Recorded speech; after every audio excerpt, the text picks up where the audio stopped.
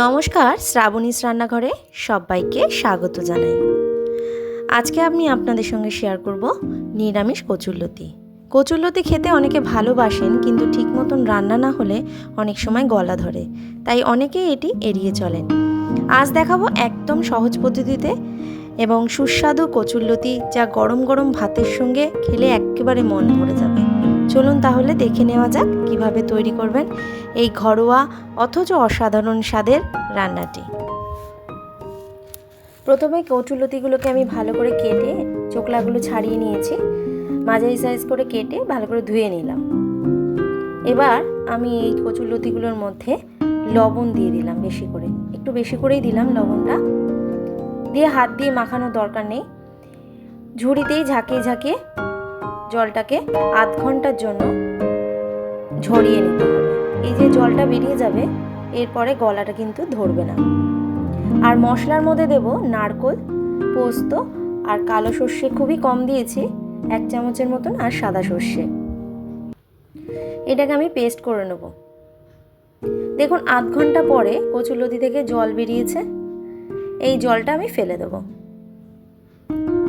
এভাবে একবার জলটা এরকম জড়িয়ে নিলে যতই যেভাবেই রান্না করুক না কেন আর কিন্তু গলা ধরার ব্যাপার নেই। কড়াইতে সর্ষের তেল দিয়ে দিয়েছি, তেলটা কিন্তু গরম হয়ে গেছে। দিয়ে দিলাম কালো জিরের সম্বার। এরপরে আমি দিয়ে দিলাম কচুরলতিগুলো, সব কচুরলতিগুলো দিয়ে দিলাম। এবার আমি কচুরলতিগুলো ভালো করে নেড়ে দেব।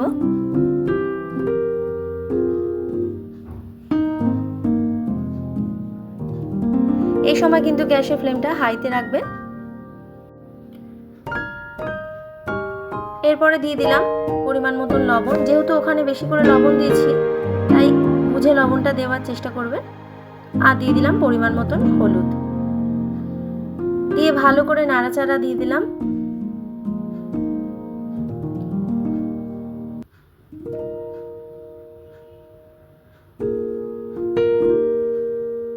এই সময় গ্যাসের ফ্লেমটা কিন্তু আমি মিডিয়াম টু লো করে দেবো, আর ঢাকনা দিয়ে আমি ঢেকে দেবো কিছুক্ষণের জন্য। কিছুক্ষণ পর ঢাকনাটা তুলে একটু নাড়াচাড়া দিলাম। লতিগুলো কিন্তু সিদ্ধ হয়ে গেছে। এই পর্যায়ে দিয়ে দেবো আমি যে বেটে রেখেছিলাম মশলাটা, সর্ষে, পোস্ত আর নারকেলটা, সেটা দিয়ে দেবো।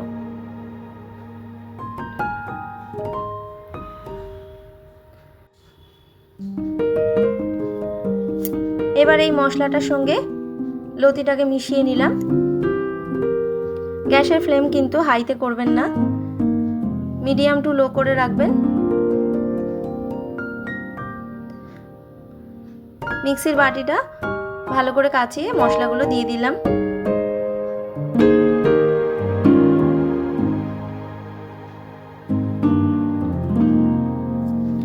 এই লতিটা খেতে কিন্তু খুবই ভালো হয়, আপনারা একবার অবশ্যই বাড়িতে বানিয়ে দেখবেন এবং কমেন্টে করে আমাকে জানাবেন কিন্তু আপনারা কেমন খেলেন। লতিগুলো কিন্তু একটু ছড়িয়ে ছড়িয়ে দিতে হবে। এক পিঠ হয়ে গেলে আলগা হাতে অপর পিঠ উল্টে দিতে হবে। এটা একটু সময় সাপেক্ষ ব্যাপার। দিয়ে দিলাম 2 চামচের মতন সর্ষের তেল, কাঁচা সর্ষের তেল। খুবই কম তেলে করেছি।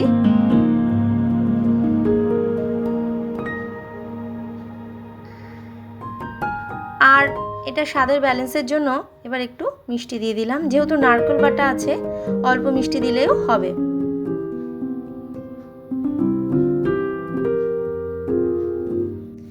মশলা দেওয়ার পর লতিগুলোকে আস্তে আস্তে নাড়াচাড়া দিতে হবে।